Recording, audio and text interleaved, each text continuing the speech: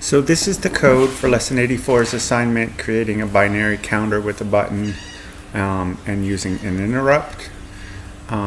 So here I set up the pins for the LEDs and for the button, set up the button with as a pull down resistor and the 4 LEDs, some global variables, a press counter, button stayed old, time up and time down.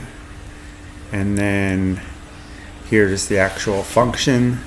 We start by bringing in those global variables. I create a LED vowels dictionary that has 0 through 15 with all the different button values for each LED from the 8, 4, 2, and 1. And then the rest of it, we get the button state or the state of the button. If the button state's a 1, we capture the time down. If the button state's a 0, we capture the time up.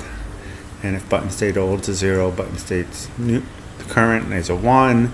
And the time down is minus the time up is greater than 25 milliseconds. We continue into the rest of the function, which we increment press by 1.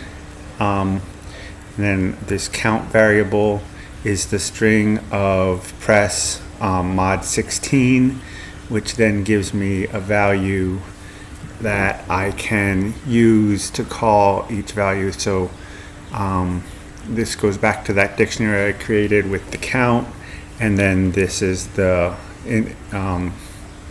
index of that particular array. So when it's 0, we would go to count to LED vowels of 0, and then these would be the 4 values that would be sent to each LED. And then finally we just make button state old equal to the current button state. And then here is the watch button IRQ, the interrupt with the trigger with the rising and the falling, or the falling, I guess, not and the falling. And then the handler just pointing back to my function here. To try and accept with the while true doing nothing, and then this just turns the 4 LEDs off and prints that the program was terminated, which here it did from when I was recording the device in operation. So this is the binary counter with a button. Each button push sequences through the count. I'll start the program, and then so we're at 0.